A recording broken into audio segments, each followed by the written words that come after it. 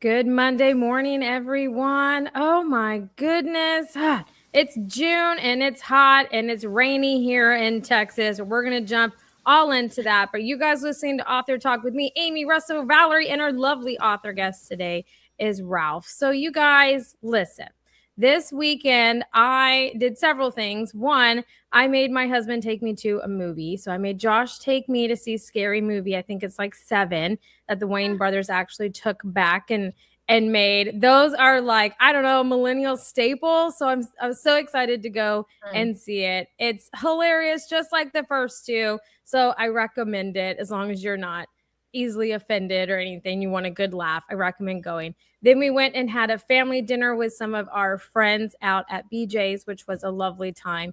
And then I survived the weekend of having to be at the pool with my kids, getting tanner. You will see me get tanner throughout the summer. So I'm trying to push that as far into the winter as it goes for me. But that's generally how it is. And me and Josh are finalizing everything for our Sedona trip because we leave next week. We leave and are going to be gone. And so I'm trying to finalize that, make sure that my kids have everything that they need at my mom's. And now everything that my mom has planned, that I have clothing and everything that the kids could possibly need, which means, you guys, my favorite thing of all, that I have to do friggin' laundry. That's what that means. And I have to fold it and I have to pack. Okay. And listen, that is a struggle in and of itself for me. You guys know these things. So that was my weekend. And no, I'm not caught up on laundry. I'm still struggling to I will get it done, maybe. But it's a goal because we will be driving to my mom's on Sunday. So it's going to be a fun, chaotic week for me. So the weekend was also fun and chaotic. So I don't know a life without chaos. So I'm going to live through you guys who probably do. So what all did you guys do this weekend? Valerie, did you go and have any kind of event? I know Russell's dying to know. Russell, Yeah, how's how many Melinda? margaritas did you have Saturday night, Valerie? Actually, it wasn't margaritas. We had wine. Ooh. Um, because it was the wine and food festival. It comes once a year to the Woodlands, and so we checked that out. It was the Sips, Suds, and Saber night, which was like a little bit more casual, where you're cowboy dress, barbecue, but there's all the good foods from all the chefs around. They have like over 35 chefs and lots of wine pours, and I mean, how can you go wrong, right? It's a great night out, and it's just a reason to go eat a lot and just walk around, and Have you don't have to wine. wear high heels, and you can wear your boots. That's even better. So Been better. that was great. And then also I went to go see Misery, the play, at the Alley. Ooh. And oh my God, when they give you your tickets, they're like, you might scream. And I was like, oh, maybe, but it was great. It was great. And when we were in the elevator, this girl, she was talking to her friend, and she was like, I don't know what to expect. I've never seen the movie or read the book. I was like, really? Really? That's like a staple. Like, I haven't either though, Valerie. really? Oh my I God. Well, know Amy, of the movie. I come know of the on. movie. It's like iconic. I do know, and I know of the scenes in it, but I haven't read the book or actually seen the movie. I've just seen the like pivotal clip, like, is that because, okay, so I'm going to say I saw the movie, but you're going to have to remind me. It's the one where she like tortures this guy, right? Like breaks his ankles with a sledgehammer. He's an That's author. Misery. He's a best-selling author, Yeah. and she's his Okay. number one fan. That's the big takeaway. Oh, He's that's number one fan. freaky. Yeah, she's crazy. I mean, look, the end. Well, I mean, yeah, that's fair. That's fair. But seeing it live on stage was great. It was a great adaptation, because sometimes, you see these things and you're like, yeah, you missed this or you do that, or like a movie on Netflix and they took it from the book, but this was good. It was a good one. People were I walking love away it. like, whoa. I love it. Russell, how are your nurse duties? How is Melinda surviving? She Okay, healing? Ralph, my wife broke her collarbone, and I've Oh, had to be her nurse, and I am a terrible, Yeah, we pray terrible for Melinda. nurse. Okay, this is what happened this week. So, uh, we were going to the doctor so they could take all the surgical stuff off. oh, And I announced to her, oh, when that happens, I don't have to be at your beck and call anymore. I'm free. And Mm. so we were fighting about that. So she has, everything's good. They've taken all the surgical stuff off. she's getting better every day, but she thinks that she likes it the way it has been, where I'm at her beck and call all the time, and she wants it to permanently be that way. So that's the Nice. weekend struggle with that, because I have to break out, but I can't do it yet because I still have to be at her You beck and gotta call break for free. at least a freaking month. It's Ralph, Well, I'm I like need someone living, to wait this is on like me beck, hell on earth for beck and me. call. Right? She deserves it. She puts up with you. She She deserves does. it. It's She against my does. very nature. I know. You're not a team player I by don't any play means. team. I don't do stuff other people want me to do. And it's awful. Yeah, he doesn't. Ralph, what But about you? What did you do? Well, we're enjoying some beautiful weather down here in Amelia Island, Florida. The weekend was So nice. terrific. We had some friends over for a dinner on Saturday night, and it was a great pleasure to be able to barbecue and make steak cantadina and serve Ooh, it what to is our that? guests. And okay, what is that, with a few Ralph? bottles of wine, we do Ralph, Just a that. few. what is steak contadina? Steak contadina is an Italian recipe for preparing, believe it or not, a full porterhouse steak, about 32 to 34 ounces worth, 2.5 inches thick. And it's prepared on the grill. It's prepared with a generous helping of garlic and pepper. And it's topped with roasted peppers and onions, and topped with a marinara sauce. Oh, My Okay, goodness. Valerie. I'm Valerie dying. is I'm our dying. resident Italian cook. Valerie, have you ever cooked that? No, I have not, but I Did you want know to about eat it. it? No, I didn't. No. It sounds like I'll a send dish you that the would have rest. been in. Yeah, that would be great. Yeah, I read The View from Lake Como, and the whole story. I was just like, I'm just like reminiscing on family food and things like that. So I love that. Thank you for sharing. So that was a great Saturday evening. And then Sunday, we have a little club here on the island. And we like to meet with members of the club, and they have a wonderful Sunday brunch. So we took the big wheels out of the garage, the 1976 Cadillac Eldorado convertible, Okay, oh, that's funny and very cool. I love it. That's I and love great. drove that down to the club, and just enjoyed the beautiful weather and an Yeah. oceanside drive. And that was kind of the high points of another wonderful weekend here in retirement. I Heck love yeah, it. Okay. that's like great. That is awesome. Convertible Eldorado 76, did you say? Man. Yes, sir, I did. 1976. Oh, that's a big baby. Yeah, Okay. it's I was gonna say that's got to be a really long car. 18 foot, Yeah. 6 inches long, 5,090 pounds empty. When she's well tuned, it gets 9 miles to the gallon. So I like to tell Wow. people. Yeah, I Okay. like When to I tell was in people. college, Yeah, when I I was like in to tell people. college, Yeah. a man came to pick up my roommate, his son, in a Bluebird RV, which back when I was in college 100 years ago was like the most expensive RV there was. And I asked him, well, what does it get? How many miles does it get a gallon? And he said, son, if you have to ask, you can't afford it. That's like your Eldorado. We need to thank everybody listening to us. We've been on the air for 10 years. We've been on podcast channels for a couple of years. And we want to thank you. We're like top 1% on Good Pods, top 10% in the arts or author interviews on the other podcasts. And I want to thank you. We feel very humbled by the way you listen to us. And when we were first on the podcast channels, I could never find us. And I would always text Amy because I like to watch our show so I can critique myself. And I could never find us.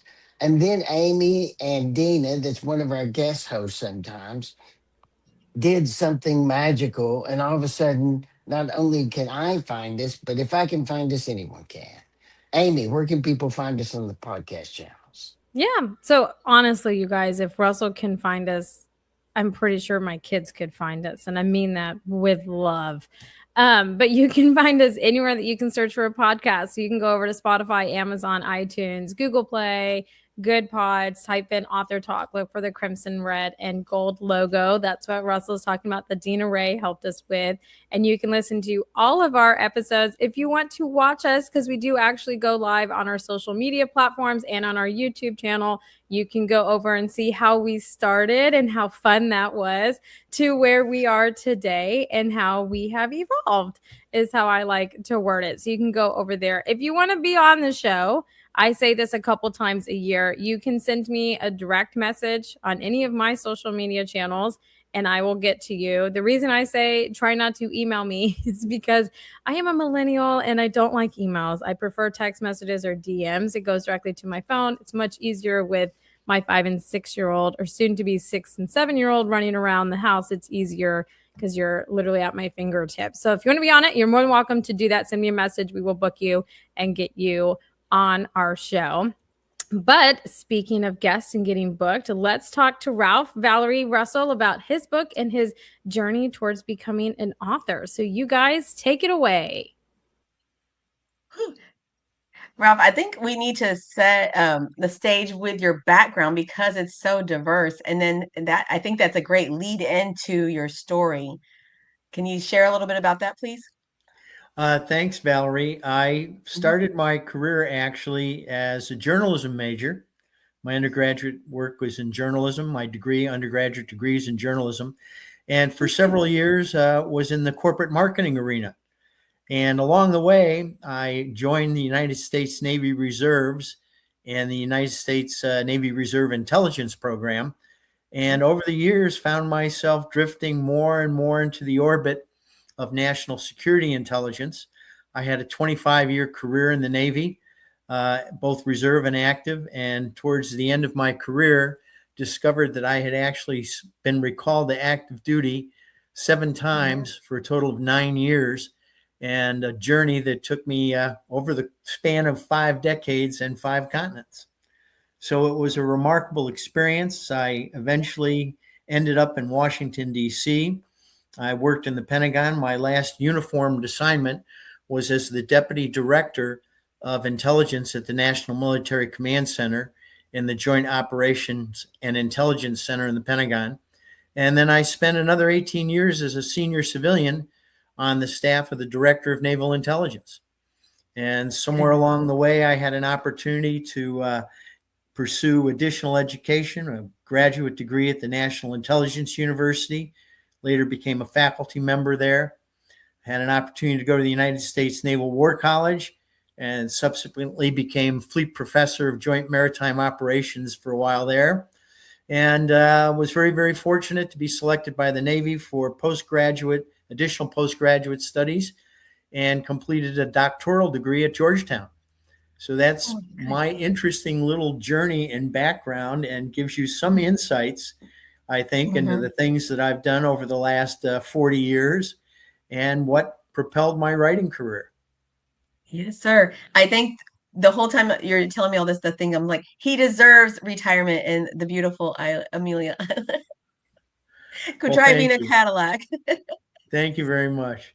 Well, much of the work that I did over the years, I mentioned I was a journalism major. I worked for a brief time as a newspaper reporter for a daily newspaper. Then I got into corporate public relations and marketing, did a lot of writing there, and subsequently found myself writing quite a bit of nonfiction. And as my career progressed in the Navy, and as I became more interested in geopolitics, I started to write and publish nonfiction. So my novel, The Counterfeit, is in fact my very first work of fiction. All my previous work has been nonfiction. And what made you take that transition? Well, it was interesting how it happened. I had planned a retirement from my military career right before I hit the ripe old age of 60.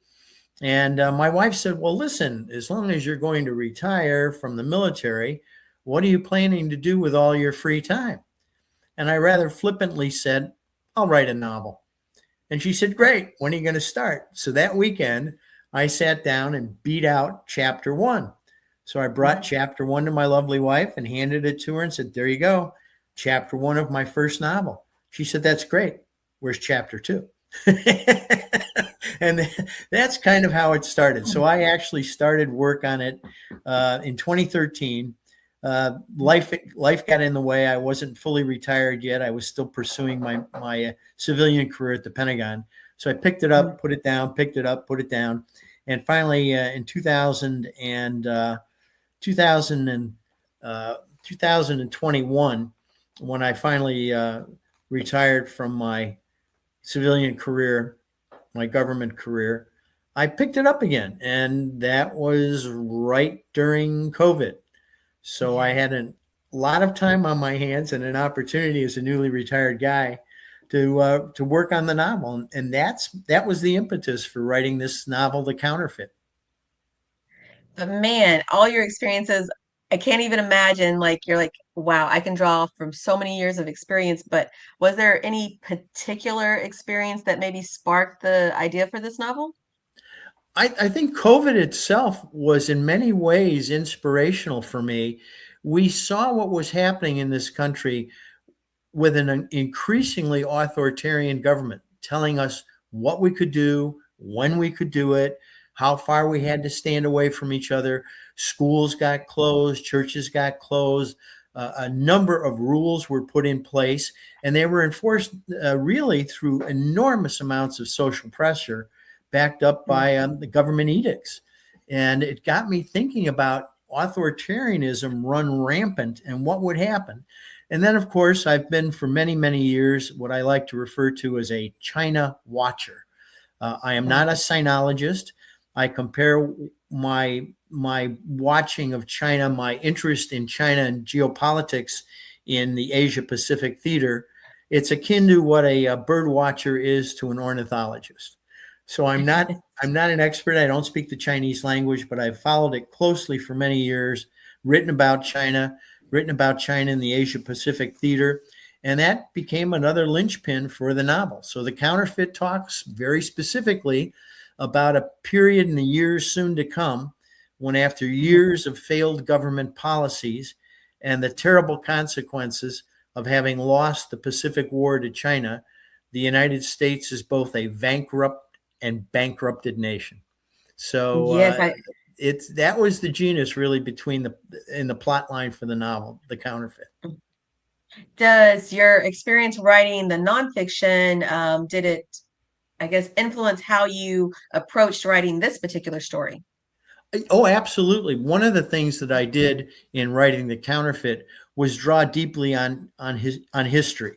I drew on a number of historical parallels. People who read the book will probably be very surprised to find that this is a work of fiction that actually has chapter notes.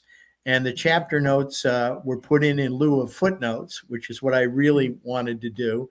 And saner heads prevailed, and I turned them into chapter notes instead. So the book references literally historical events that are antecedents for the things that you see in the book. In fact, my title character, the title character's name is Philip Nolan. And I didn't pull that name out of thin air. Philip Nolan is the protagonist in a very famous, or what used to be a famous, short story by a man by the name of Edward Everett Hale, who wrote in the 1850s and 1860s. And right before the outbreak of the Civil War, he wrote this marvelous short story. It's called A Man Without a Country. And the protagonist in that story is Philip Nolan. So I borrowed Philip Nolan from the pages of A Man Without a Country to make him the protagonist in my novel, The Counterfeit. Nice. Russell, I feel like you have questions. I do. So, Ralph, have you been to China? No, sir, I have not, and nor will I ever. Well, that's the reason I ask is if you do national security, your travel restrictions are a lot stronger. They are, in fact, very strong. And in my particular case, I am one of several hundreds of people who used to hold a top secret, specially compartmented So they're not going to even information let you out of the intelligence country. security, and was warned by the Department of Defense several years ago that China had hacked into the Office of Personnel Management, downloaded the names and the files of people like myself, and advised me in the strongest possible terms not to travel to China, not to visit China, or to go on any conveyances that are owned by the People's Republic of China, lest I, shall we say, never return again. Okay, I know that that is not uh, an exaggeration because Mhm. I have heard that from other people that have had your profession. And so I was, if you've written, so if you're writing about it, I was dying to ask that. The next question then I have is, uh, you, do you think that there's still a possibility of such a conflict that you write about really happening, I think that especially? there are tremendous chances that grow from day to day of great power conflict. We're currently in a proxy war between Ukraine and Russia. That has the potential to draw in other powers, especially European states. The United Mhm. States is bound to Europe through NATO, the NATO alliance. You have a flashpoint in Taiwan. The United States has a more or less ambiguous position to whether or not we will defend Taiwan, but China also has been very aggressive in the South China Sea. They've fortified a number of islands in the Spratlys that are essentially Philippine territory of the nation of the Philippines.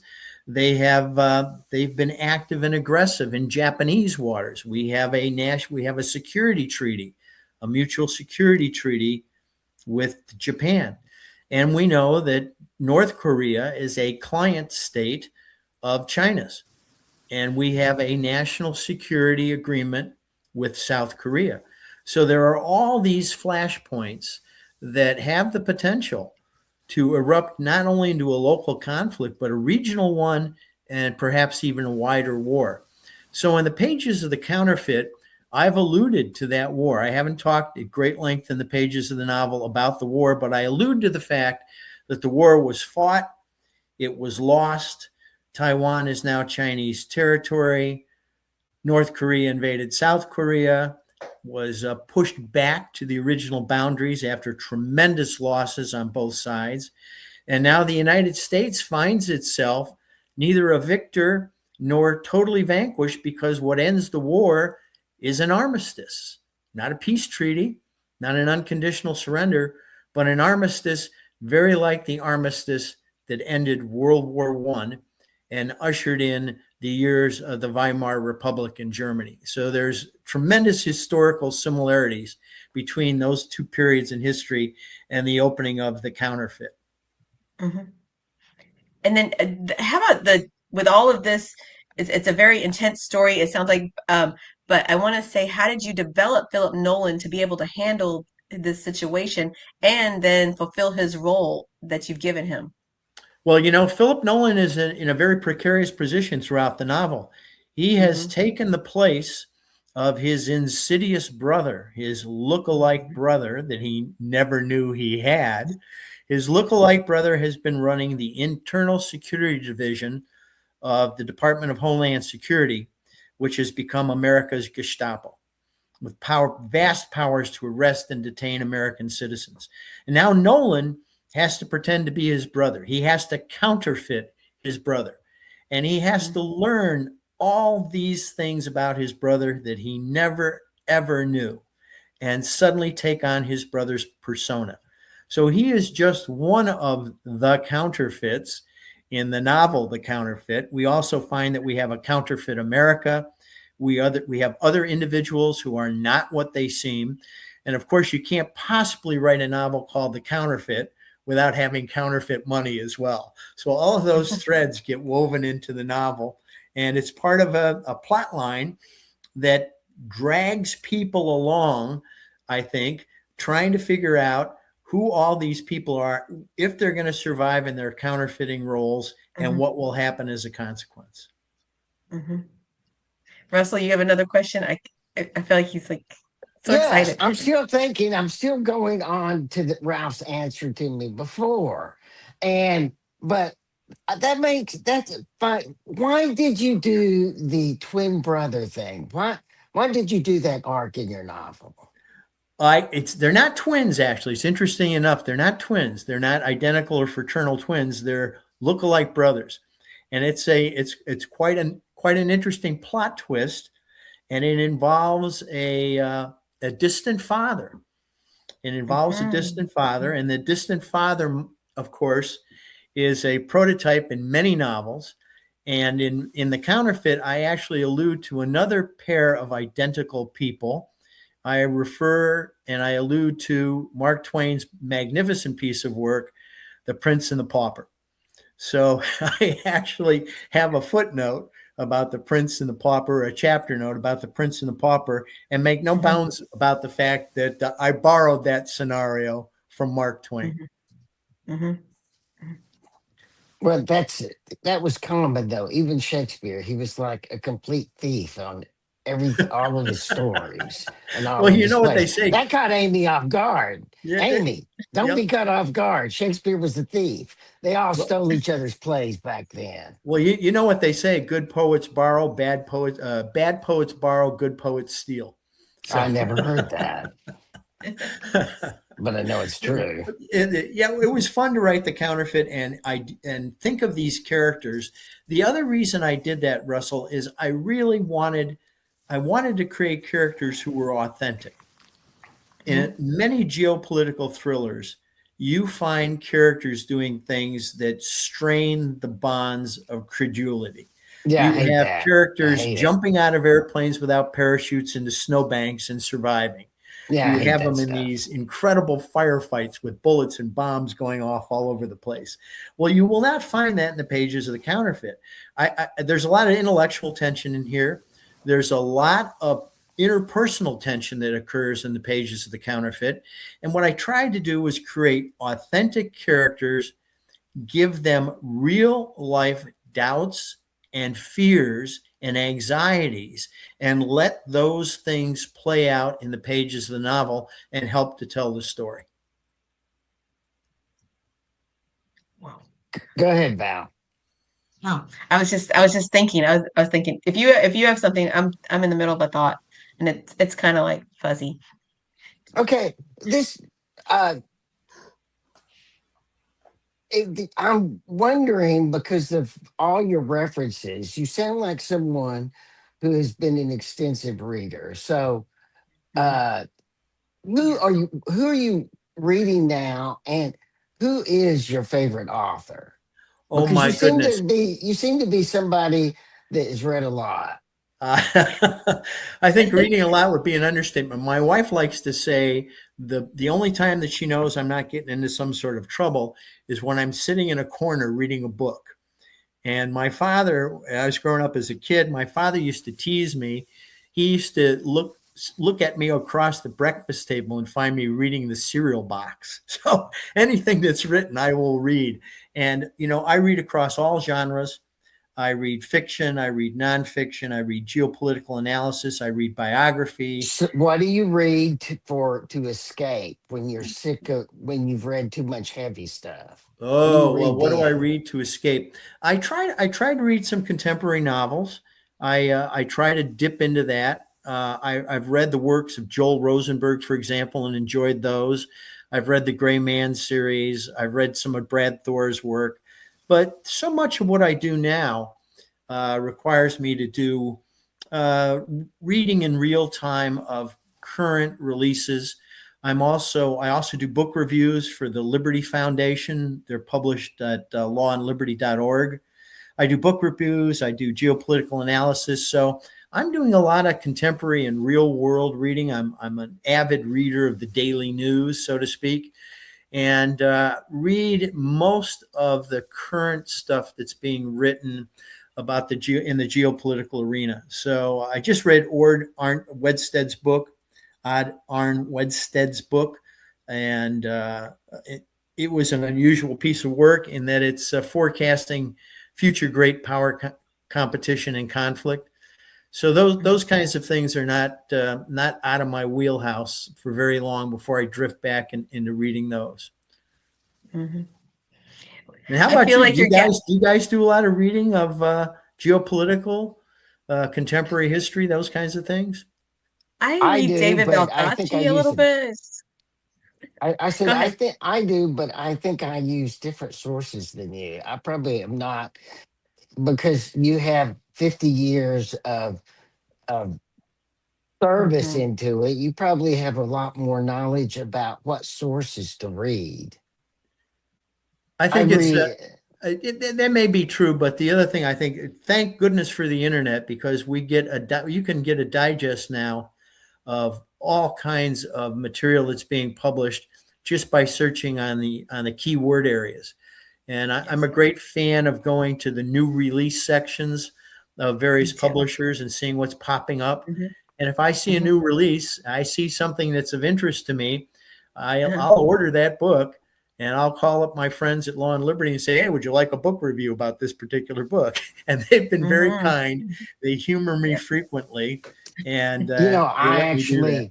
I actually follow Law and Liberty, so that's kind of funny that you do reviews for them, because I actually follow that site. Hmm. Well, if you go to Hmm. that site, you'll find several dozens of reviews and articles that I've written over the last 4 years. Several So I dozen. probably have read some of your stuff You probably have. already. So I've since I read since that's one of the places I check. I probably read some of your stuff. So I Well, now you guess have my now answer you have would a be place to go yes, in I the do. I've read you.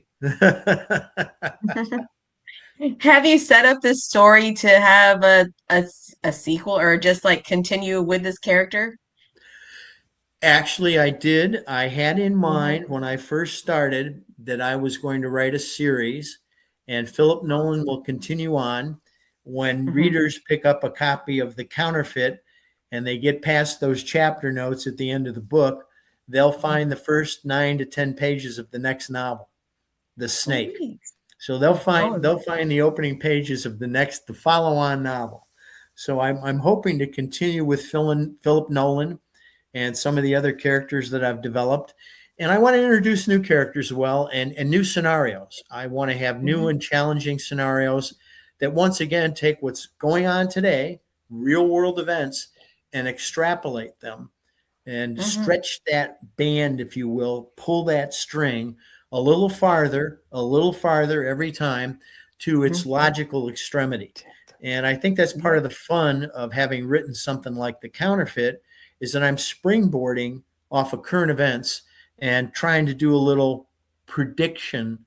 forecast of the future. In fact, people who've read the novel have told me, this is not dystopian, this is predictive. And I think that's a pretty good assessment of The Counterfeit. Hmm. Hmm. Well, I do think, even just setting up the premise of it, it gives just an air of excitement because of the all the intrigue that's going to happen with Philip Nolan. And then just, that will, I was like, this is going to spur more and more and more, because nothing's going to be solved in one novel. There's no way this problem can be solved. And then, like you're saying, you're introducing new characters, new situations. And as the story evolves, it's going to be great. It's How many books are you trying to do, or do you have anything in mind? Well, the original working title for The Counterfeit was The Year of the Rat. And what I had Oh. planned to do is one novel for every year of the Chinese zodiac. So the rat, the snake, the horse, the ox, I was going to do one for every single year of the zodiac. And having knocked out one novel and found out what a challenge it is to weave a story like that, I may lower my expectations just a bit. But Sure. the new novel, the follow-on novel to The Counterfeit, is in fact the working title is The Snake. And as I said a few minutes ago, the first several pages of that novel are actually included in the back of The Counterfeit. Hmm. Yeah, So I'm I excited wanted to to mention hear something that. too. Someone who read the novel early on called it dystopian, but in a modern way. And I pressed this individual, a friend of mine, to explain exactly what he meant with that. And he says, "Well, a lot of dystopian novels occur after a humankind killing plague has wiped out, 99% of the planet, or you're dealing with a novel that's set in a post-nuclear and apocalyptic landscape, Right. which Yes. require tremendous leaps of faith on the part of the reader to read and understand and appreciate. Now, given the fact that the successful appreciation of fiction begins with your willing suspension of disbelief, I wanted to try to make the counterfeit far more believable. And this friend of mine who read it said, you've achieved that. You've made that possible, even though there's an enormous amount of dystopian elements here. And I think that goes to the strength of the plot of the counterfeit, largely because I don't hit the reader, as you know, on the front end with all these terrible things that have happened to the United States and to the American people. Instead, they're dribbled out chapter after chapter after chapter. You learn more and more and more about this counterfeit America. And it makes use of a device that intelligence analysts are familiar with. It's called creeping normalcy. It's where a series of small changes occur over time until a huge shift has occurred. But those small changes were so small, so incremental, almost unobservable, that over time they accumulate to make for the massive change, but no one notices them as they're happening. And I was reminded of that once again during the COVID epidemic. All these things were happening. They were happening incrementally. But at the end of 6 months, there were massive changes in American society. And no one really saw them coming on the front end, but everybody accepted them and learned how to deal with them. And I think that's what happens in the pages of the counterfeit. You're seeing this creeping normalcy, the readers being introduced to these really profound changes that are occurring, but they're happening bite by bite, piece by piece, and eventually the reader is wrapped up into a new world that, like I said, if I had introduced it with a prologue, which I tried to do originally with a prologue, it would have been unbelievable. People would have put the book down and said, this is not going to work. I can't read this. This is crazy. So I abandoned the prologue to the novel and took a slightly different approach of gradually drawing the reader in piece by piece, anecdote by anecdote, episode by episode, until they are immersed in a world that they wouldn't recognize from the outset or even believe from the outset. So that was part of the fun of writing the counterfeit as well. I feel like when people do hear that word dystopian, everybody has such a different interpretation of it. Is it Walking Dead? No, wait, it's Handmaid's Tale. Is it 1984? What is dystopian to you? Well, it's funny that you mentioned those titles. There are some elements here in this book of 1984. You can't appreciate the modern world without appreciating the works of George Orwell. In fact, it was Orwell who coined the term Cold War in one of his early writings. Orwell was a geopolitical analyst, and he wrote a great many tracts and essays on geopolitics after World War II. And he is the father of that term, Cold War.